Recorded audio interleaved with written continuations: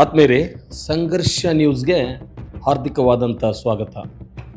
ನಾವು ನಮ್ಮ ಮಕ್ಕಳ ಭವಿಷ್ಯವನ್ನು, ಅವರ ಉಜ್ವಲ ಭವಿಷ್ಯವನ್ನು ನಿರ್ಮಾಣ ಮಾಡಲಿಕ್ಕೆ ಬಹಳಷ್ಟು ಹರಸಾಹಸವನ್ನು ಮಾಡ್ತೀವಿ. ವಿಶೇಷವಾಗಿ ಇವತ್ತಿನ ಕಾಲಘಟ್ಟದಲ್ಲಿ ಬಹಳಷ್ಟು ಪರ್ಸೆಂಟೇಜ್ಗಳು, ಬೇರೆ ಬೇರೆ ರೀತಿಯ ಕೋಚಿಂಗ್ ಕ್ಲಾಸಸ್ಸು, ಅದು ಇದು ಅಂಥೇಳಿ ಮಕ್ಕಳ ಉನ್ನತ ಭವಿಷ್ಯಕ್ಕಾಗಿ ಪೇರೆಂಟ್ಸು ಅಂದರೆ ತಂದೆ ತಾಯಿಗಳು ಏನೆಲ್ಲ ಮಾಡಲಿಕ್ಕೆ ತಯಾರಿರ್ತಾರೆ. ಅಂತಹ ಮಕ್ಕಳು ಈಗ ನಮ್ಮ SSLCವರೆಗೂ ನಮ್ಮ ಹೆಣ್ಣು ಮಕ್ಕಳಾಗಲಿ ಅಥವಾ ಗಂಡು ಮಕ್ಕಳಾಗಲಿ ಶಾಲೆಯನ್ನು ಕಲಿತಾರೆ. SSLC ಆದ ನಂತರ ಅವರ ಭವಿಷ್ಯ ಏನು, ಸೈನ್ಸ್ ಮಾಡಬೇಕು, ಬೇರೆ ಬೇರೆ ಯಾವುದಾದ್ರೂ ಕೋರ್ಸ್ ತೊಗೋಬೇಕು ಅನ್ನುವಂತಹ ಒಂದೇನಪ್ಪ ಚಿಂತೆ ಒಳಗಡೆ ತಾಯಿ ತಂದೆ ಇರ್ತಾರೆ.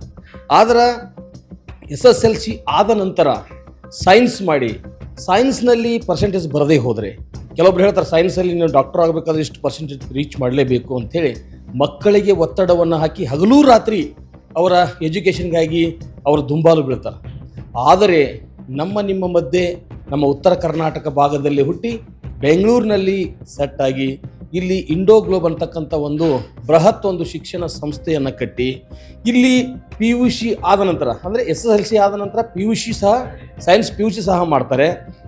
ಅದಲ್ಲದೆ ಈಗ ಏನಾದರೂ ಒಂದು ವೇಳೆ ಸೈನ್ಸ್ನಲ್ಲಿ ಏನಾದರೂ ಕಡಿಮೆ ಮಾರ್ಕ್ಸ್ ಬಂದರೆ ಅದಕ್ಕೆ ಆ ಮಕ್ಕಳಿಗೆ ನೂರಾರು ಏನಪ್ಪ ಅಂದ್ರೆ ಅಪಾರ್ಚುನಿಟಿಗಳನ್ನು ಸಹ ಕೊಡುವಂತಹ ವ್ಯವಸ್ಥೆಯನ್ನು TM ಗೌಡ್ರು ಅಂತಕ್ಕಂಥ ಒಂದು ಇಂಡೋ ಗ್ಲೋಬ್ PU ಕಾಲೇಜನ್ನು ಕಟ್ಟಿ ಅದರ ಮೂಲಕ ದೇಶ ಮತ್ತು ವಿದೇಶಗಳಿಗೆ ಮಕ್ಕಳನ್ನು ಕಳಿಸಿ ಅಲ್ಲಿ ಅವರ ಭವಿಷ್ಯವನ್ನು ನಿರ್ಮಾಣ ಮಾಡುವಂತಹ ಒಂದು ಸಂಸ್ಥೆಗೆ ಇಂಡೋ ಗ್ಲೋಬ್ ಅಂತಕ್ಕಂಥ ಒಂದು ಏನು ಕಾಲೇಜ್ ಇದೆ, ಇಲ್ಲಿ ಬಂದಿದ್ದೀನಿ. ಇದರ ಚೇರ್ಮನ್ರಾಗಿರ್ತಕ್ಕಂಥ ಏನು TM ಗೌಡ್ರು ಅಂತ ಇದ್ದಾರೆ, ಅವ್ರನ್ನ ಮಾತನಾಡಿಸೋಣ.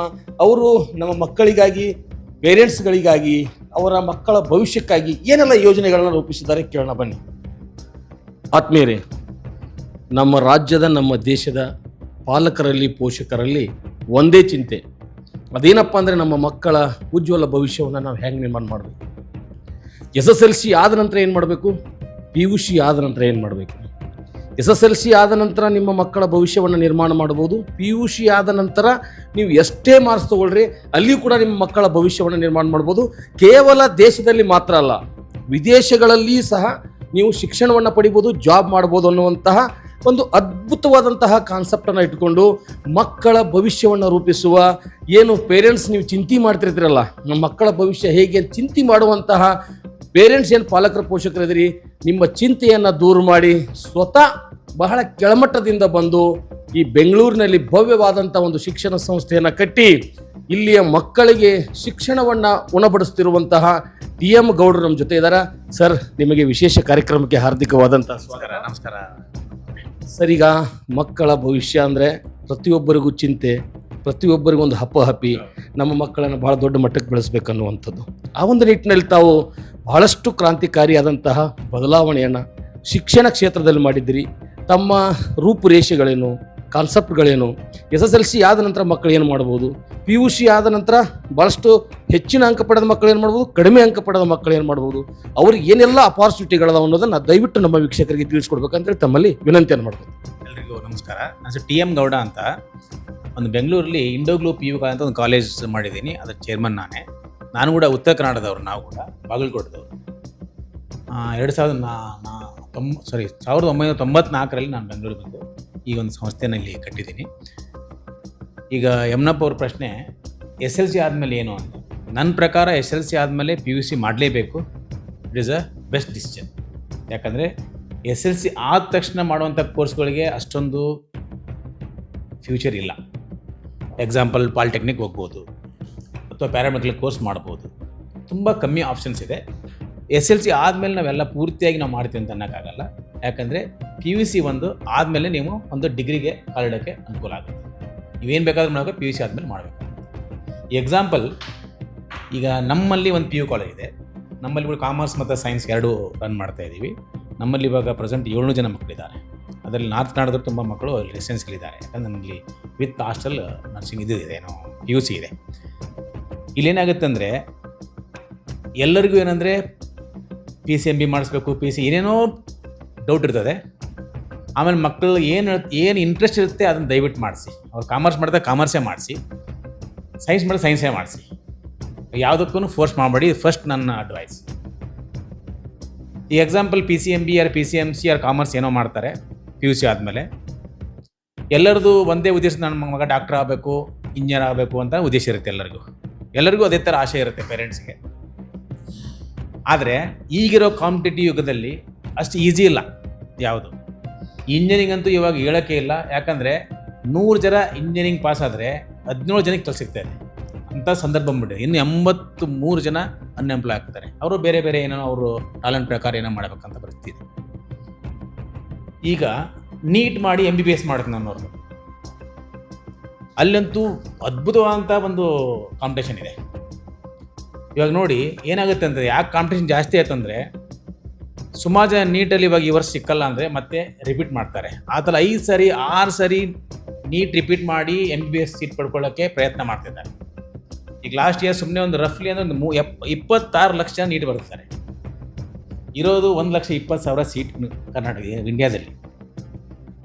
ನೀವೇ ಯೋಚನೆ ಮಾಡಿ, 26 ಲಕ್ಷ ಜನ ಕಾಂಪಿಟೇಷನ್ ಇದ್ದಾರೆ, ಬರೀ 1,20,000 ಇದಕ್ಕೆ. ಆ ಥರ ಪರಿಸ್ಥಿತಿ ನಿರ್ಮಾಣ ಆಗಿದೆ. ಅದರಲ್ಲಿ ಕ್ಯಾಟಗರಿ ಬೇರೆ, ಜನರಲ್ಲು, SC ST OBC ಕ್ಯಾಟಗರಿ ಇರ್ತದೆ. ಕೆಳಗೆ ಪ್ರಕಾರ ಸೀಟ್ಗಳು ಡಿವೈಡ್ ಆಗ್ತಾ ಹೋಗ್ತದೆ. ಇಂಡಿಯಾದಲ್ಲಿ ಇನ್ನೊಂದು ಎಜುಕೇಷನ್ ತುಂಬ ಕಾಸ್ಟ್ಲಿ ಆಗಿಬಿಟ್ಟಿದೆ. ಮೆಡಿಕಲ್ ಅಂತಂದರೆ ನಿಮಗೆ ಕೋಟಿನೇ ಖರ್ಚು ಮಾಡಬೇಕಾಗುತ್ತೆ. ಎಲ್ಲ ಪೇರೆಂಟ್ಸ್ಗೂ ಇದನ್ನು ಅವಕಾಶ ಕಮ್ಮಿ. ಇಂಥ ಸಂದರ್ಭದಲ್ಲಿ ನಾನೇನು ಹೇಳ್ತಿದ್ದೀನಿ ಅಂದರೆ, PUC ಆದಮೇಲೆ ನನ್ನ ಕ್ಯಾಂಪಸಲ್ಲಿ ಒಂದು ಆಪ್ಷನ್ ಇದೆ, ಪ್ಲೇಸ್ಮೆಂಟ್ ಆಫ್ಟರ್ PUC ಅಂತ ಒಂದು ನಾನು ಕಾನ್ಸೆಪ್ಟ್ ಸ್ಟಾರ್ಟ್ ಮಾಡಿದ್ದೀನಿ.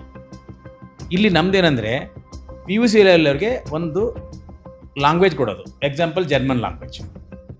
ಜರ್ಮನಿಯಲ್ಲಿ ನಿಮಗೆ ಪ್ರತಿ ವರ್ಷ 4 ಲಕ್ಷ ಜನ ಲೇಬರ್ ಶಾರ್ಟೇಜ್ ಇದೆ, ವರ್ಕರ್ಸ್, ಆಲ್ ಫೀಲ್ಡ್. ಡಾಕ್ಟರ್ ಇರ್ಬೋದು, ನರ್ಸಸ್ ಇರ್ಬೋದು, IT ಫೀಲ್ಡರ್ ಇರ್ಬೋದು, ಹೋಟೆಲ್ ಮ್ಯಾನೇಜ್ಮೆಂಟ್, ಎಲ್ಲ ಫೀಲ್ಡಲ್ಲೂ ಅವ್ರಿಗೆ ಅವಕಾಶಗಳಿದೆ. ಇಲ್ಲಿ ಏನು ಮಾಡಬೇಕು ಅಂತಂದರೆ, ಓನ್ಲಿ ಜರ್ಮನ್ ಕ್ಲಾಸ್ ಅವ್ರು ತೊಗೊಂಡು ಜರ್ಮನ್ ಲ್ಯಾಂಗ್ವೇಜ್ ಪಾಸ್ ಮಾಡಬೇಕು. ಅಲ್ಲಿ A1 A2 B1 B2 ಅಂತ ಸ್ಟೇಜ್ ಇರ್ತದೆ. B2 ಲೆವೆಲ್ ಪಾಸ್ ಮಾಡಿದರೆ ಅವ್ರು 10 ರೂಪಾಯಿ ಖರ್ಚು ಮಾಡೋದು ಬೇಡ, ಅವ್ರು ಜರ್ಮನ್ ಹೋಗ್ಬಿಟ್ಟು ಸ್ಟಡಿನೂ ಮಾಡ್ಬೋದು ಮತ್ತು ವರ್ಕು ಮಾಡ್ಬೋದು. PUC ಅವ್ರಿಗೆ ಏನಾಗುತ್ತೆ ಅಂದರೆ, ಜರ್ಮನ್ ಪಾಸ್ ಆದರೆ ಅವ್ರಿಗೆ ಅಲ್ಲಿ ಡಿಪ್ಲೊಮಾ ಕೋರ್ಸ್ ಇದೆ, ಅವರ ಆಯ್ಕೆ ಮಾಡ್ಬೋದು. 350 ಕೋರ್ಸ್ ಇದೆ. ಹೋಟೆಲ್ ಮ್ಯಾನೇಜ್ಮೆಂಟ್ ಇದೆ, ನರ್ಸಿಂಗ್ ಇದೆ, IT ಇದೆ, ಕಂಪ್ಯೂಟರ್ ಇದೆ, ಎಲ್ಲ ಇದೆ. ಯಾವ್ದು ಬೇಕೋ ಅವ್ರು ಚಾಯ್ಸ್ ಮಾಡ್ಬೋದು. ಚಾಯ್ಸ್ ಮಾಡಿ ಪೂರ್ತಿ ಎಜುಕೇಷನ್ ಫ್ರೀ ಇರುತ್ತೆ ಅವ್ರಿಗೆ, ಯಾವುದೇ ಫೀಸ್ ಇರಲ್ಲ ಅವ್ರಿಗೆ. ಓನ್ಲಿ ಫ್ಲೈಟ್ ಟಿಕೆಟು ಅದೇನು ಅಷ್ಟು ಬಿಟ್ಟರೆ ಇರ್ತದೆ, ಏನಿರಲ್ಲ. ಆಮೇಲೆ ಓದುವಾಗ ಮಕ್ಕಳು ಮಿನಿಮಮ್ 1,125 ಯೂರೋಸ್ ಅಂದರೆ 1,15,000 ಸ್ಟೈಫಂಡ್ ಸಿಗುತ್ತೆ ಮಕ್ಕಳಿಗೆ ಓದುವಾಗಲೇ. ಜರ್ಮನ್ ಗೌರ್ಮೆಂಟ್ ಇದು ಸಿಗುತ್ತೆ. 3 ವರ್ಷ ಕೋರ್ಸ್ ಮಾಡಬೇಕು ಅವ್ರು. ಆಮೇಲೆ ಪ್ರತಿ ವರ್ಷ 100 ಯೂರೋಸ್ ಜಾಸ್ತಿ ಆಗ್ತಾ ಇರುತ್ತೆ ಅವ್ರಿಗೆ. ಟೋಟಲ್ ಅವ್ರಿಗೆ ಫುಡ್ ಅಕಾಮಿಡೇಷನ್ ಖರ್ಚು ಒಂದು 500 ಯೂರೋಸ್ ಅಂದರೆ ಒಂದು 50,000 ಖರ್ಚಾಗ್ಬೋದು. ಒಂದು 50,000 to 60,000 ಮಕ್ಕಳು ಓದುವಾಗಲೇ ಸಂಪಾದನೆ ಮಾಡ್ಬೋದು, ಉಳಿಸ್ಬೋದು. ಇನ್ನು 3 ವರ್ಷ ಆದಮೇಲೆ ಏನಾಗುತ್ತೆ ಅಂದರೆ, ಅಲ್ಲಿ ಡಿಗ್ರಿ ಎಲ್ಲ ಆಲ್ ಓವರ್ ವರ್ಲ್ಡ್ ಅದು ರಿಕಗ್ನೈಸ್ ಇದೆ. ಆಮೇಲೆ ಅಲ್ಲಿ ವರ್ಕ್ ಮಾಡೋಕ್ಕೆ ಅವ್ರಿಗೆ ಚಾನ್ಸ್ ಕೊಡ್ತಾರೆ, PR ಸಿಗುತ್ತೆ. ಆವಾಗ ಅವ್ರಿಗೆ 3,500 ಯೂರೋಸ್, ಆಲ್ಮೋಸ್ಟ್ 3.5 ಲಕ್ಷ ಸಂಬಳ ಸಿಗುತ್ತೆ ಅವ್ರಿಗೆ. ಗೌರ್ಮೆಂಟ್ ಅವ್ರಿಗೆ ಪ್ಲೇಸ್ಮೆಂಟ್ ಮಾಡುತ್ತೆ. ಈಗ ಒಂದು ವೇಳೆ ಸರ್, ಇದೇ ಜರ್ಮನ್ ಭಾಷೆಯನ್ನು ಕಲಿತು ಬೇರೆ ಕಡೆ ಏನಾದರೂ ಇದಕ್ಕೆ ಸಂಬಂಧಪಟ್ಟಂಗೆ ಕಲಿಬೇಕಾದ್ರೆ ಎಷ್ಟು ಅಂದಾಜು ಖರ್ಚಾಗುತ್ತೆ? ಜರ್ಮನ್ ಲ್ಯಾಂಗ್ವೇಜ್ಗಳಿಗೆ ನಿಮ್ಗೆ 1.5 ಲಕ್ಷ ಬೇಕು ಹೊರಗಡೆ ಟ್ಯೂಷನ್ ಸೆಂಟ್ರಿಗೆ ಹೋದರೆ.